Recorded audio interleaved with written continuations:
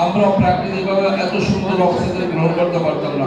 আমরা লাগোয়া এলাকার অধিবাসীদের বাঘ রক্ষণাবেক্ষণ করে আমরা বিভিন্ন উৎসব প্রদান করে যে বাঘ শুধু ক্ষতির কারণ রক্ষার মধ্য দিয়ে মানুষের প্রাণীকুলের জীবন বৈচিত্র্যকে আমরা রক্ষা করি।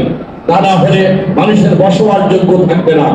এই প্রতিবাদ্য জিনিসটাকে সামনে রেখে জনগণকে সম্পৃক্ত করে যে কোনো মূল্যে আমাদের বন বিভাগের কর্মকর্তা রয়েছে, আমাদের ফিশারিজ ডিপার্টমেন্টের কর্মকর্তারা রয়েছে, আমাদের ডিএনও সাহেব রয়েছেন, আমাদের প্রশাসন রয়েছেন, আমাদের নৌবাহিনীর কন্টিনজেন্টের সদস্যরা রয়েছেন, সেনাবাহিনীর সদস্যরা রয়েছেন।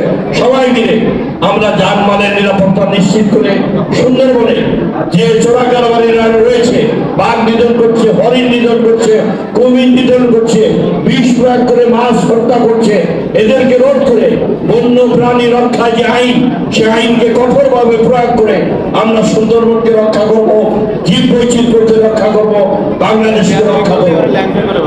সুতরাং পৃথিবীর খুব দেশে বাঘ নাই। 2010 সালে বিশ্ব বাঘ সম্মেলন হয়েছিল, সেখানে বাঘকে দ্বিগুণ করার কথা বলা হয়েছিল। তখন বাঘের সংখ্যা ছিল 106টি। এরপর 2015 সালের গণনায় হলো 114টি এবং 2018 সালের গণনায় হলো 115টি এবং এখন আমাদের বাঘের সংখ্যা হলো 125টি।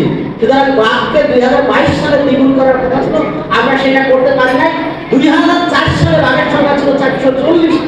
কাজে এই বাঘের সংখ্যা বিলুপ্ত হচ্ছে, বাঘের সংখ্যা কমে যাচ্ছে। যদিও এই সময়কালে সুন্দরবনে গেলে বাঘ দেখা যায়, বাঘের আনাগোনা আমরা দেখতে পাই।